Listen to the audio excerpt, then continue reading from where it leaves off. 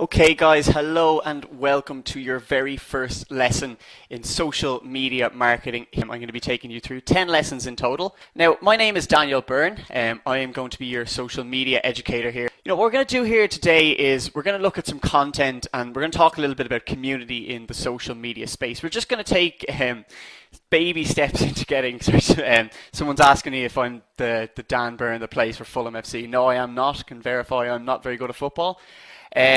So yeah, we're going to be talking a bit about content and community. So baby steps into social media marketing. And what I want you to do now is I have a couple of questions before we actually kick into this. So question one, and what I want you to do, guys, is if you're taking notes, I want you to write down the answers to these. I want you to write the answers down to these wherever you're taking notes. And I want you also to type it in here so I can see. What's your goal for this course? What's your goal? What are you hoping to achieve out of this course?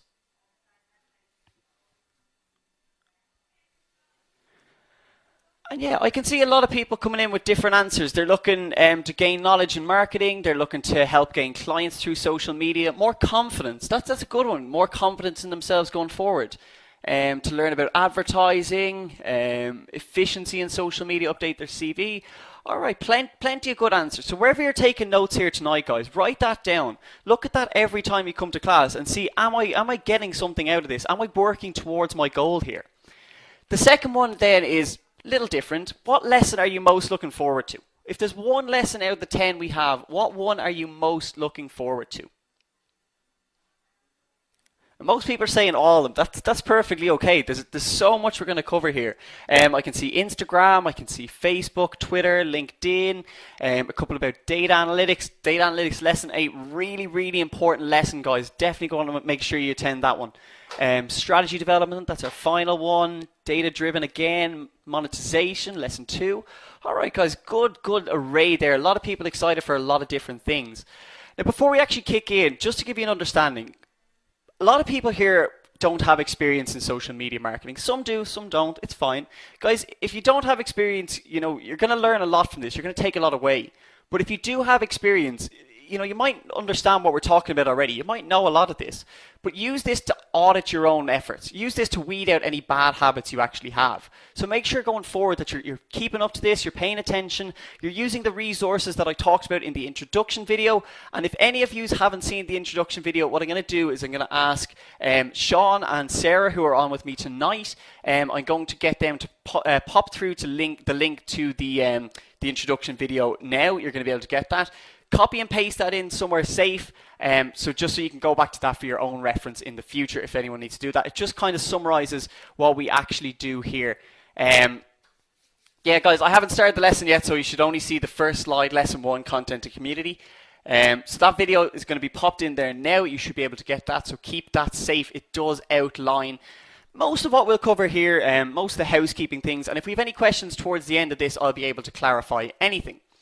But let's jump into it anyway. Let's talk a little bit about social media marketing tonight. And what we're actually going to achieve is we're going to give you an understanding of what makes content great. What makes content like this great? So what makes this Nike article great? What makes this NASA tweet great? What makes this Instagram post great? We're going to look at that. We're going to give you an understanding for this. So what's going on in these? That's what our aim of this course is going to be, to give you an understanding of what makes this great. So we have a lot of different stages to cover. So we have tonight content to building your community, then monetization, then as we go into the different platforms, you'll be able to see them, data analytics, managing your reputation, and strategy development. So it's going to link everything together. It's going to be all together, guys. And when we talk about content here, so we have a lot of different types of content. What does our content actually do? If I propose this question to you now, what does your content do for you?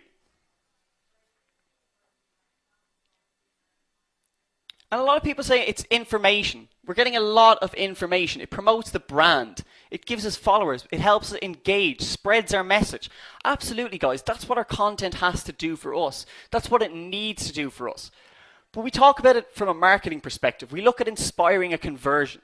We'll talk a lot about conversions in this course. We'll talk about bringing people from, a casual follower to someone who actively engages with your blog, someone who purchases from you, someone who watches a video. Whatever goal you have in mind, That's what you should be looking for. That's a conversion. Are we looking at generating a return on investment? If we're actively advertising on social media, our content needs to help us deliver a return. We need to make some money back. We need to make sure that we can go back to our boss and say, look, we spent X, we made Y. We need to be putting more and more money into this. We need to be going in and out. Capture leads. So are we looking at bringing people in? Are we looking at generating email addresses? Are we looking at building a database of people that we can go back to from a sales point of view? And, people are asking here a few different questions. ROI, return on investment. Leads are people who give you an email address that you can follow up with. And guys, after this class, I'm going to put up a little glossary. It's going to have key terms from all 10 lessons, and it's also I'm going to put up a lesson summary of this lesson, so you have something to download and something to take away from it. So it's going to be a lot there. Now, social media marketing. What does social media marketing mean to you?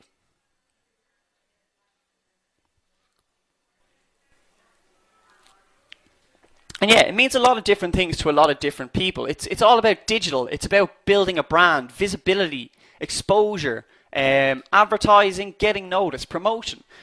For me, social media marketing is exciting. It's a rapidly expanding area of digital marketing. And we do talk a lot about digital marketing here because it is one area of it. It's dynamic. It changes quite a lot. We see Facebook in 11 years, 12 years now, has rapidly changed from what we were used to back of the days where it was just in Harvard to now where we have live streaming. We have Facebook testing different types of news feeds. We have integrated chat. We have groups. We have so much different things that we didn't have previously. It's all about building a brand. It's growing. It's a definite growing area. One of the key one of the key predictions that I saw while reading some reports over the last couple of weeks is that social media marketing budgets are expected to double this year. So we've gone from seeing social media as being somewhere where consumers just actively talk to each other, where they have a social presence with their friends, to somewhere now where they expect to see brands being present. They expect to be engaging with their favorite brands. And social media marketing is above all important. It's so important for us now as business owners, as people who work in marketing, people who work for companies to have some understanding of how social media marketing impacts on our day-to-day business, how we actually make a return from it, how we gather information from it, how we analyze the data to tell us what consumers and what type of consumer is engaging with us. So that's what social media marketing is for me. And guys, the agenda of this class, so to give you a little bit of an outline as to what we'll actually be talking about, we're going to look at some of the risks of social media. They kind of ring true for all the platforms, so we're going to cover them all in one fell swoop tonight. We'll talk a little bit about content creation, a little bit about building a community, and how mobile has impacted on social media. And mobile has impacted on every aspect of digital marketing, but it's massively important to social media. We'll talk a bit about the good and the bad. So we'll have some examples of companies who do social media marketing well, and sometimes where our content doesn't go so well for us. And guys, the truth with social media marketing here is, achieving results takes a lot of hard work. You're not going to open a Facebook page and, have 1 million followers or 1 million likes the next day. It doesn't work with that. It's, you need to take time. You need to put in the effort here to actually build this up. And our primary objective here is to help you become an effective social media marketer. So we need to understand what is actually involved in this. And we're not going to make any false promises. We're not going to say, okay, if you stick to XYZ, you'll gain 100,000 followers in the next week. It doesn't work like that. You need to put the effort in yourself. So we're here to help you grow, and we're going to develop your understanding of social media marketing. So what it actually means to use analytics for Facebook, what it means to advertise through Instagram. That's what we're going to be looking at on this course. And lessons include a bonus question and answer session, as I've already mentioned, just to give you an opportunity to talk to me so I can deviate away from the material that I've prepared for you guys. And if something's not clear, you can ask me them questions then and there. And social media marketing can be extremely rewarding, but only if it's approached in the right way. If you have a positive attitude, if you look at what we actually talk about here and build your own experience and build your own skill set, it's going to be really, really rewarding for you guys. So how we teach here at the Academy. we're going to be looking at some definitions. So we'll talk a little bit tonight about what is content, and for the next class we'll look at what is monetization, and we have some examples as well. So we'll be looking at different companies that actively engage in social media marketing, and we'll have the good and the bad, as we've already talked about. So for the likes of reputation management, we'll be looking at some companies that have done it terribly and some that have done it particularly well. Interaction, so your ability to ask me questions, it means if I've missed something or if something isn't clear, I can go back over it with you. I can elaborate to the class what actually needs to be elaborated on. And we need to do this in manageable chunks. We need to break this down into small little bits. I could cover content and community in 6 hours. I could cover it in 10 hours, but I break it down into 1 hour class. So it's all about manageable chunks here. And all of this together helps us to develop your understanding of social media marketing. We're going to look at some series of campaigns as well. So that means advertising, that means analytics, that means strategy, all the things that need to be done in order to succeed in social media marketing. And we're going to look at giving you weekly insights as well, or some little challenges here. So we'll give you a little bit of research projects from time to time. We'll ask you to go off and actually build some content. So that's going to be, I'm going to have one for you tonight, and I'm going to have one for you in lesson 2 as well. And guys, we're not digitally marketing anymore. We're marketing in a digital world. The digital space is all around us. We can't get away from it. We have phones, we have smartphones, smartwatches, tablets, computers. We're completely surrounded by it. So we need to make sure that we're effective in this now. And if anyone wants to follow us on social media, we do have a number of different platforms that you can follow us on. So we have a Facebook account, see it there, facebook.com/Shaw Academy. We have a Twitter as well, so that's @Shaw Academy. Anyone wants to follow us there, quite a lot of content. And we have a YouTube channel as well, so youtube.com/user/the Shaw Academy. I have my own Twitter as well, it's my own kind of one as an educator here. I'll put the Twitter handle up at the end of the class if anyone wants to follow me, because it's going to be part of your insight challenge for this week. So let's talk a little bit about marketing. Marketing 101. What is marketing? What does marketing mean to you guys now? If you had no understanding of marketing, if you were someone that had no previous experience in marketing, what would marketing mean to you? Advertising, okay, selling products, promotion, selling a brand, information, education, cultivation of demand of a service. For me, marketing is simply the assignment of resources to the needs of the people. So you have something people need, and you assign a resource to that, whether that be advertising, whether it be information, whether it just be like, a product demonstration. That can be a form of marketing. It's about connecting to people in the online space, communicating your brand message all around the world to people. Why do we do it? Why do we market? We market to stay ahead of the competition. We're in business against other people. They're competing for a share of market. They're competing for revenue. And we market our brands to make sure we get out there ahead of the competition. We do it for money. But to do it successfully, we need to research. We need to have some degree of evidence or some degree of facts that back up why we actually run campaigns. If we run a Facebook campaign blindly, it might work to a degree, but we'll have no real research to say that, okay, it should have worked better. It shouldn't have worked at all. And with this research, it means we're going to be in a really good position going forward. So we have to research what we do. Then we have the likes of above the line and below the line. So above the line, ATL, traditional marketing. So you have print, you have TV, you have radio. Below the line then, digital. We have digital marketing. We have social media marketing, email marketing, pay-per-click, SEO. These are the different types of marketing that fall into below the line. These are things that it's not kind of seen as traditional anymore. So any type of marketing that is digital is known as below the line. And one absolutely massive benefit to digital marketing is what's known as accountability. How could you associate or how could you assign revenue to one particular channel before digital marketing? How did you know that your television advertising campaign brought in 25% of your revenue? How did you know that? The simple fact is you didn't. There was a lot of variables in there to say that, it might have been because we were running a different promotion, because, someone else put up their prices, so they came to a competitor. Accountability lets us know how revenue arrives to us. So if we run a Facebook campaign and we do it successfully and we use all the tools available to us, then we're going to know that, okay, we generated X amount of revenue because of Facebook. We generated Y amount of revenue because of Twitter. This is what we actually know with digital marketing. This is what we know because we use these different channels. When you use email marketing, you can see what percentage of people actually click through that link. What percentage of people actually buy from you? You know all this stuff because of digital marketing.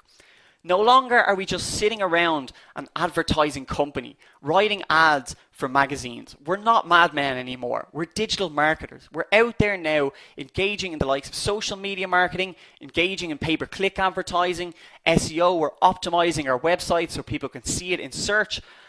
And we're accountable. We're accountable for our actions. And some people are saying they want to be the madmen, but that's not what we are anymore. And guys, definition here. So we know we're familiar with what social media is. It's Facebook, it's Twitter, it's Instagram. But it's a set of computer-mediated tools that allow users to share or exchange information, ideas, or pictures in a viral community or network. There's a lot of keywords here. Information, exchange, community. These are words that are going to be repeated over and over again because this is what social media is about. It's about the sharing of information. It's about the exchange of ideas, of pictures, of content. That's what we look for here. It can also be defined as a group of internet-based applications that build on the ideological and technological foundations of Web 2.0 that allow the creation and exchange of user-generated content. There you see it again. Content, exchange. These are all ideas and ideas that are going to be repeated over and over again here. Okay, sorry, but sorry. So we look at social media. What's the difference between this phone and this TV? Can someone tell me what's the main difference here between this phone and TV, bar the obvious, that one's not a phone and one's not TV? Interactive, absolutely. Your smart TV is interactive. Touchscreen, yeah, you can say that. You have apps on this. You have a way of engaging with it more so than you ever have before. You can access the internet. You can access social media. So what is a platform then in regards to this? A platform is simply somewhere where we can market our brand, where we can engage with our audience. So that's Facebook, that's Twitter, that's Instagram. And TV, radio, print then. This was how things were done beforehand. This is above the line advertising. It wasn't interactive. It wasn't somewhere where people could talk back to us. You know, if we put out a TV advertisement, it was a one-way street. Unless someone actually wrote us back in a letter, we couldn't see what they were saying about us. Social media has given the consumers a voice. Social media now allows your consumers to criticize you in a public space. If you don't manage things like your reputation, you're going to know about it. If you do things particularly well, you're going to know about it. And then we have content as well. So the likes of user-generated content. When someone is actually building up images of your brand and posting it into the social space, you can use this content then. You can look at, okay, someone submitted in a really nice picture. Can we actually use it anywhere? That's the things you have to be looking at. You have to be looking at what content actually works for you. And then the future of social media. Social media is dynamic, as I mentioned. It changes quite a lot. It tends to change quicker than we anticipate. And most people don't really tend to know what the future of social media is. They're sticking to what they know. They're sticking to Facebook. They're sticking to Twitter because they know this. I was reading a report today that said a tiny minority of people were actually using the likes of Snapchat, Periscope, Meerkat, because they were too afraid of making mistakes. They didn't want to slip up. They didn't want to put money and resources into something they weren't familiar with. So live streaming, that's going to be massive in the future. We have Periscope emerging now. We have Facebook Live, Facebook Now. These are huge advances in social media that's going to really, really benefit us in the long term. So I mentioned already that we're going to look at the risks associated with social media. We're going to look at what can potentially go wrong. The conversation then is something that you always want to be involved in. Kathleen's come in there with a comment saying, never let fear hold you back. If you're afraid of being engaged with your audience, if you're afraid of taking up a new platform, you might miss out on a massive opportunity. That's the conversation. The conversation about your brand is happening right now on Facebook, on Twitter, Google, TripAdvisor, Yelp, all these different places. If you go out there and you actually look at what's being said about you, you're going to improve vastly over time. Your tone then, your tone is absolutely crucial to social media. If you have a really negative tone, why would anyone want to engage with you? If they feel you're bullying them on social media, why would they come back to the space? They wouldn't. That's a fact. Guys, third-party site reviews can be absolutely really, really damaging for us. If we don't actively manage reputation, how do we succeed? If people don't like what they see, why would they keep coming back to us? So we talk about reputation and we talk about losing leads. These are some massive risks within social media, particularly the likes of your tone, not managing your reputation, which we're going to talk about again in lesson 9, and all of this together will lose leads for you. At the end of the day, that means losing business, and that's not something we want. We want people to enjoy their time on our social media. We want people to engage with us positively and spread the message of what we actually do. ORM, guys, online reputation management, lesson 9 of the course. So I have a question for you now. Simple, 3 questions actually. What was the last device you used to interact with social media? How did you last access Facebook? How did you last access Twitter? And straight away I can see phone. I've seen phone about, I can't even count, I've lost count of that already. Smartphone, iPhone, mobile, laptop, 1 or 2 laptops. Tablet, I've seen a watch in there somewhere. Smartphone. What I'm not seeing is desktop. What I'm not seeing a lot of is laptop. I'm seeing a few people saying laptop, but I've seen 1 or 2 desktops, not very many. So the majority of people here are saying they're accessing it through smartphones. And obviously that's really important for us. And what this actually lets us do, smartphones lets us take photographs of things. So what's the last thing you took a photograph of then? If you use your smartphone, if you use a tablet, what was the last thing you took a photograph of? I took a selfie. A lot of people saying cats, food, work, friends at a party. I suppose New Year's was just gone there, so Happy New Year to everyone. New puppy. Oh, not bad. Winter, kids, vacation, staff, Christmas jumpers. Yeah, absolutely. People took a lot of different photos of a lot of different things. What did you do with this photo then? What did you do with this photo that you actually took? Where did you put it? Instagram, WhatsApp, Facebook, Twitter. Facebook, a lot of Facebook, put it on their blog, Facebook business page, Snapchat, WhatsApp, WhatsApp, a lot of WhatsApp, Telegram, big fan of Telegram myself, put it on their website. Absolutely fantastic. So people are sharing content regularly. You guys might not realizing it, but you're sharing all this content out. You're engaging with people in the social space. If you're using it from a business perspective, you're giving people a reason to stick around. You're giving people a reason to, engage with you further and help build your audience up over time. So that's really, really good place to start. So digital content then. We're going to talk about digital content and social content as almost one and the same. So information made available for consumption by a website or other electronic medium. That's the likes of Facebook, yeah? That's a blog post. A video on YouTube. That could be a newspaper article on an e-news site. So something like the New York Times website. That's digital content. Consumption, you probably engaged with it to some degree. You probably looked at it somehow.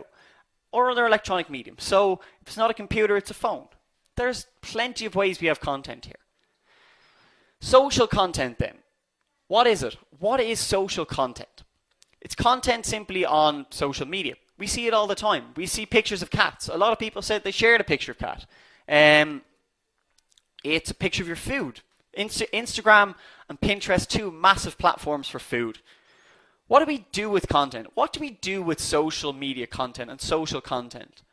Anyone want to say what they do with it? So if it comes from a brand, what do you do with that content? You share it. You like it. You comment on it. You favorite it. You pin it. You retweet it. Whatever you want to do. You judge it. Yeah, absolutely you judge it. You tell people about it. You share it. We design content in such a way to elicit a sharing action. Or at least we should. We should look at our own content from a business perspective and say, would I share this? If I had no affiliation with this brand, would I share it? And if the answer is no, why would anyone else share it? You have a connection to this brand. You have a connection to where this content is coming from. And if you wouldn't share it, why would people share it? What should we do? We should always have a goal in mind. We should have a goal when it comes to content. Do you want people to like this? Do you want people to retweet it? Do you want people to share it? What do you want people to do with your content? And what do we need to ask? I've said it already. We need to ask, would I share this? Would I be in a position to actually share this amongst my friends, my peers, my colleagues, if I had no association with this? And as I said, if it's no, why would anyone else? So the types of content here. 4 main types of content that we identify. There's visual, so that's imagery. There's video, so that's obviously video content. We see it on YouTube, we see it on Vimeo. Blog post then, absolutely massive content, massive area of content. And podcasts. So there are 4 main types of content that we have there. And if I was to say to you guys that, what content do you feel people are more interested in learning about? If I was to give you them 4 pieces of content, what would you as a business like to learn more about?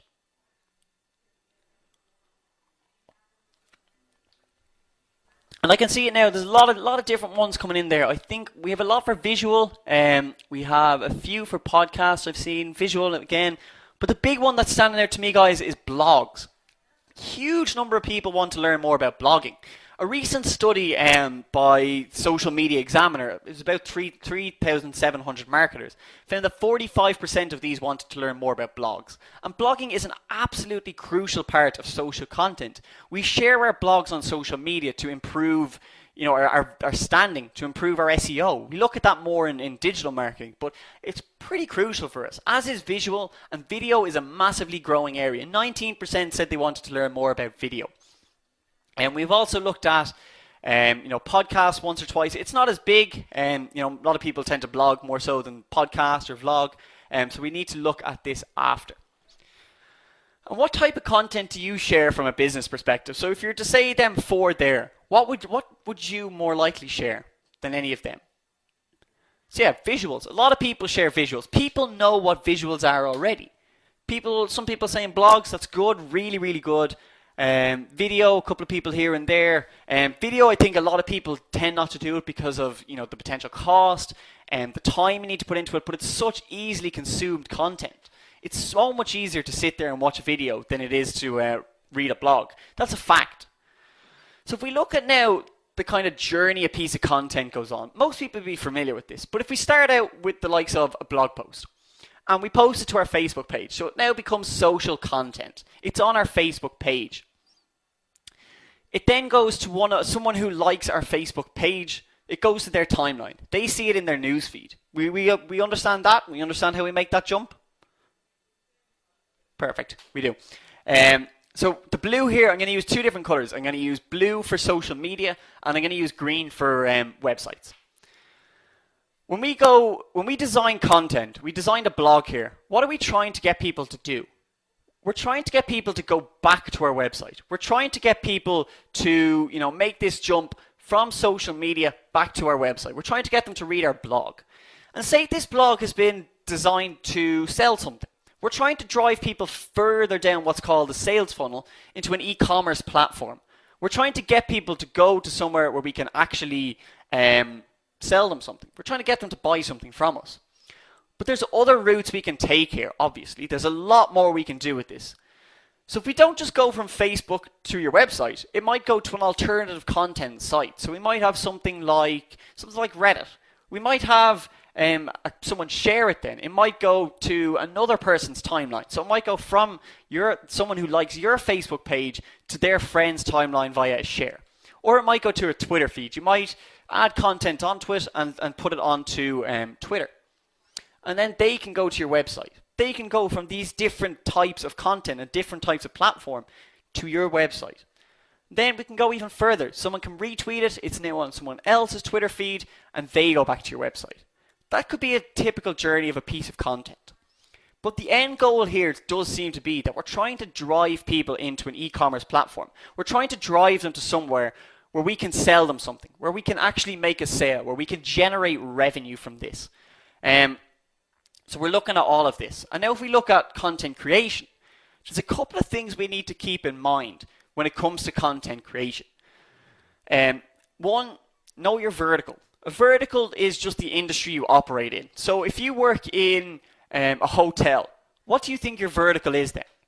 Your vertical is accommodation. You're vertical, you're competing with the likes of hostels, you're competing with the likes of Airbnb, you're competing with B&Bs almost. So, hospitality, accommodation, that's what your vertical is. We want to tailor our content. We're going to talk an awful lot about your audience in this course. We're going to look at how your audience changes your content. So if you're a boutique, if you sell women's clothes and you know that your audience is women in their 20s and early 30s, you're not going to put on a lot of content that's to do with the Super Bowl final. You're probably not going to get a huge traction on that. You're going to put content that's relevant. Vertical then again is just the market you operate in. So it's the likes of, for a restaurant, it would be, catering. That's the word I'm looking for, catering there. It's just your different types of competition that will operate in it, but it's the industry more so than the individual competitors.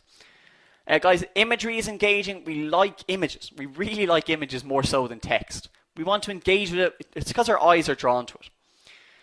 And what defines a conversion then? So we talked a little bit about conversions, but conversions can be the likes of a sale, a video view, a page view. There's different types of conversions depending on what you're trying to accomplish. So if we're to look at this piece of content here, if I'm to show you this now, this is a post from ASOS. This is a post from early or late 2015 or late 2014. So you can see the 28th of December there. That's actually last year or the year before last. So this is about the Blogging Hall of Fame. Now, ASOS is an online fashion retailer. They predominantly have a female audience. So they're tailoring their content here. They know their vertical. They know the fashion industry really well. They're tailoring it to women in the 2 years ago. Yeah, that's what I meant. Getting my dates mixed up because it's still January. They're tailoring it to women. This will appeal more to women than it will so men for the large part. And they're using imagery here. They're trying to drive people in.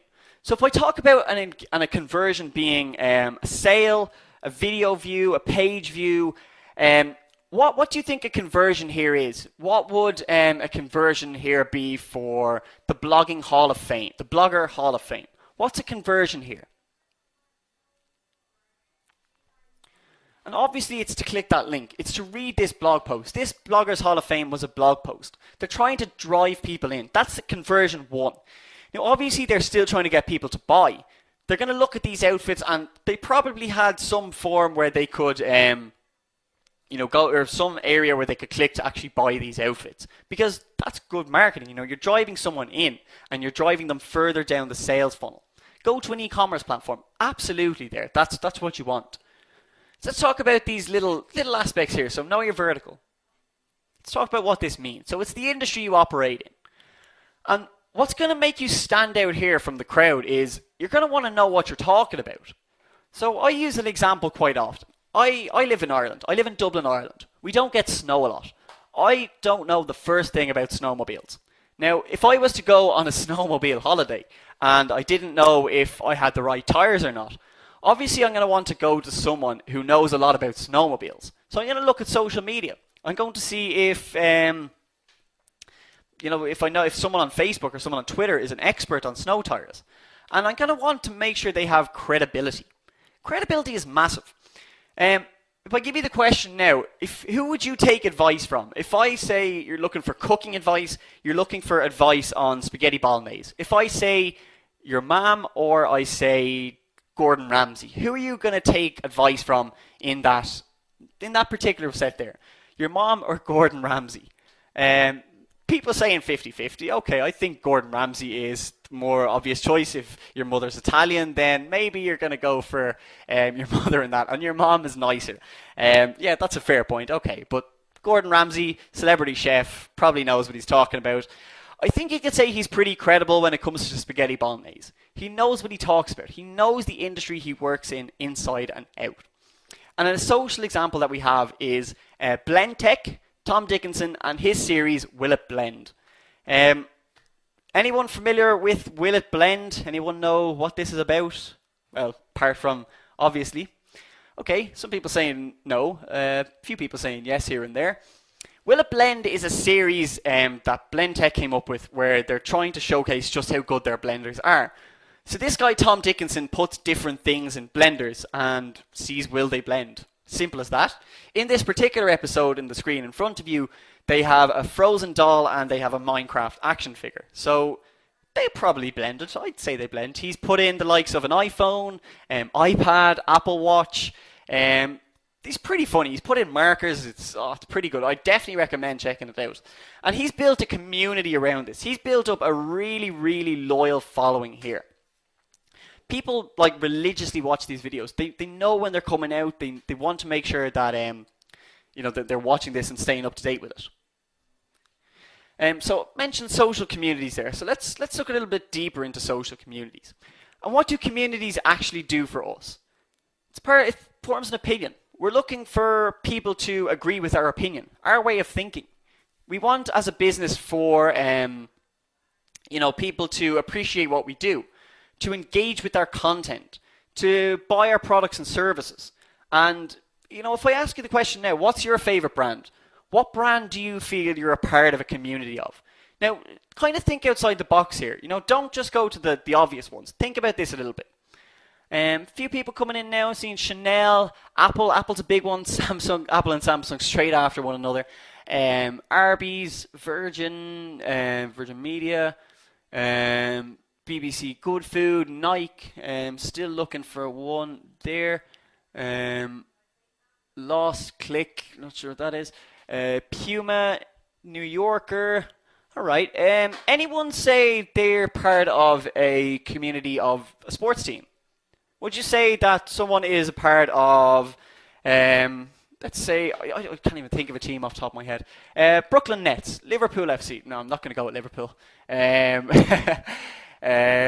Austin Spurs, Tottenham. Okay, we can go with Tottenham. Anyone feel they're now a part of a Tottenham community? A few people saying no, a few people saying yeah, I am, okay. So many new ones, Casey Rhodes. But what we look at here is if you're part of a community, would you say that last year, or not even last year, let's say yesterday. Was it yesterday? I can't remember my days. It was yesterday. If you support Tottenham, would you say Tottenham drew with Everton or we drew with Everton? This is what you need to think about. You'd say we drew with Everton because you're part of that community. You're so closely associated with Tottenham that you feel part of the team. We drew with Everton. When we beat Arsenal, you say we beat Arsenal. You didn't say Tottenham beat Arsenal. You say we beat Arsenal because you're so closely associated with it. You're such a part of this now. So your favorite brands, it doesn't have to be a sports team. It doesn't have to be a traditional brand. It can be anything. If you feel like you're a community that's part of Kim Kardashian, that's fine. You really want to think about what you're a community of and what you engage with actively. Why do we build a community then? We build a community for brand advocates. We want people to associate it with us so much so that they'll advocate our brand. That, people actually say, I prefer X over Y. And the example I always use is, I prefer Samsung over Apple. These are two absolutely massive companies that have such a massive following and they're willing to fight tooth and nail for one another. So if I'm a Samsung guy, I have a Samsung S6 Edge, I have a Samsung TV, I have a Samsung smartwatch, blah, blah, blah. I tell my friends who like Apple why I think Samsung is better, and they'll do vice versa. Pepsi, Coke, Arsenal, Spurs, whatever way you want to look at it, you're always going to say why one is better than the other. I can see people now saying, why are you following Samsung? Why aren't you Apple? And I can see people coming in and saying, great phone. I can see people saying you're becoming part of the family. Whether you're Android or Samsung, whether you're Apple or iOS, whatever way you want to look at it, you're always going to be passionate about something. You're going to want to defend it tooth and nail. We look at psychology here. You want to look at what actually makes you part of this group. We all want to belong to a group and have a positive image of that group. Now, I have a really positive image of Samsung. I've had issues in the past where my phone was coming up to the end of its contract. It was almost 2 years old. And the USB port, I kind of dropped it and the USB port broke. So I sent it off to Samsung and Samsung, fixed it for free and sent it back to me in 5 days. I was 5 days without a phone, and they didn't cost me anything to fix it. So I have a really positive image of Samsung. So if you have a positive image of a group, more than likely you're going to be an advocate of it. I'm an advocate of Samsung. I tell everyone why I love Samsung. And I tell people, I'm sure you do it as well. I'm sure you understand what you're saying. Xbox and PlayStation, you'll always tell why the other is better. I was Xbox 360, I'm back to PlayStation 4 now. These things happen. Sometimes you come around to the other point of thinking. PC Master Race, fair enough. 5 days without a phone, I know, it was torture. Jeep and Land Rover, absolutely. When our group identity is threatened, we react and attempt to mitigate or remove that threat. Now, I want to make this point clear now. What I mean by react is, if someone says to me face to face that Apple is better, I'll tell them no. I'll tell them straight out no. I'll tell them why Samsung is better. I'll tell them that they're wrong, and I'll fight tooth and nail for it. My friends, I do it with my friends. I do it with my colleagues. If I see anyone that says to me, oh, you have a Samsung, and they get a bit snotty with me, I tell them why I feel Samsung is better. And I want to get them around to my way of thinking. I'm trying to convert them. Now, I have no association with Samsung. I don't work for Samsung. I don't have any kind of monetary reason for doing it. I just like Samsung that much. And that's what you want your consumers to be like. You want people to be so passionate about your brand that they're willing to fight tooth and nail for it. Do I have loyalty to Samsung? Absolutely. I just bought a new Samsung phone. I'm wearing a Samsung watch now. I'm loyal to Samsung. I've had Apple in the past, and I really didn't like it. I had an iPod, and that's a whole different story. It's my opinion, as someone's coming in and saying there, but I'm trying to bring people around to my way of thinking. So if I'm this passionate about Samsung, surely you should be trying to bring people around to your way of thinking. And this is done through social media. The way you structure your content, the way you're credible here is really, really important. So mobile and social media. What effect does mobile have on social media? Quite a lot. Mobile has quite a big effect on social media. If we look at the e-commerce traffic here, this is just traffic to a website. We can see already that mobile, I think this was 2014, this came from Shopify, mobile accounted for 50.3% of e-commerce website traffic. So just over half the people that engage in e-commerce on a website comes from mobile. They're driven there. Now, they might not necessarily make a purchase, but that's what they're there on that device. They're there on mobile. And desktop is falling.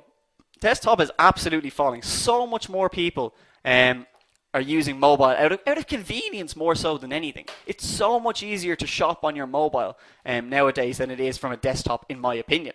I think that over the next year or so, we're going to see huge developments in the likes of this. And social media is one area that's really going to benefit, particularly from the marketing side of things. So particularly from advertising.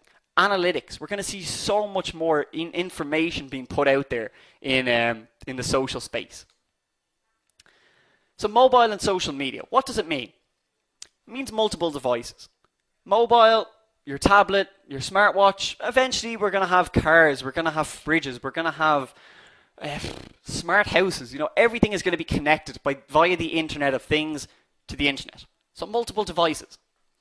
More and more mobile traffic. We're going to see much more people on mobile websites, on different platforms over the coming years than we have ever seen before. What we see now is that 75.9% of the US market was expected to access social media through a mobile device last year. Now, I'm still waiting on these figures to be confirmed, but that was the expectation at the beginning of the year, was 75.9%. Just waiting to get that verified, but absolutely massive figures. So 3 in 4 people were expected to go onto social media via a mobile device. And the Internet of Things then, I mentioned that just there, but what it actually means for us, we're always on. We're always on. My smartphone is always on. People can reach me all the time. It's personal and it's social. We're looking at social media now. It's your online profile. It's your online presence more so than anywhere else. Accountability. We've already mentioned as social media marketing grows, we're going to become, our platforms are going to become so much more accountable for us. Market research, we're going to have to do so much more because it's going to change so quickly. As mobile grows and as purchasing patterns, as spending habits change, we're going to need to research more so than we ever have before to make sure that we're caught up to date. And responsive design. Responsive design just means that things display properly on a mobile. Is everyone familiar with responsive design? You can see this is for a desktop. Let's break this down a little bit more. Let's break this down for a tablet. So you can see as I change, it moves. I can still, I can see everything. No, I've lost nothing. Okay, I have to scroll down a bit more, but it's still responsive. It changes. If I go to smartphone, let's say, it changes. Nothing is lost. I don't have to swipe left and right. I just scroll down, and it makes it easier for people on smartphones. That's what we want to be looking at now. You want to be doing this for your own websites if you have one. You want to make sure that your website is optimized for mobile. And I'm saying this in the very first lesson. If your website isn't optimized for mobile, you're going to get an awful lot of people bouncing off your website. You're not going to get the return that you want to see. Okay, so we've looked at mobile and social media, and to kind of come towards the end of this class, I want to touch on the power of social media now. So I want to touch on just how powerful social media can be. Is everyone familiar with the ALS Ice Bucket Challenge? Does everyone remember what that was? Okay, most people do. Now, the ALS Ice Bucket Challenge, for anyone that doesn't, was a massive drive to help. It was a charity drive, essentially. It was where you poured a bucket of ice cold water over yourself, took a film of it, put it on social media, and challenged other people to do it, and then you donated to ALS. Now, this was absolutely massive. You can see here your ice bucket dollars at work, $77 million. They raised a lot more than that. The last time I saw this, it was up at $150,000. If I can find the actual... they've changed the website since I was last here. Okay, I think they're doing it again, but it was about $150 million this was raised by the ALS Ice Bucket Challenge over the last couple of years. So it's absolutely massive. This was shared through social media. It was a huge part there. So what we need to understand is that content that gets shared around quite a lot, or viral content, has the ability to change a brand.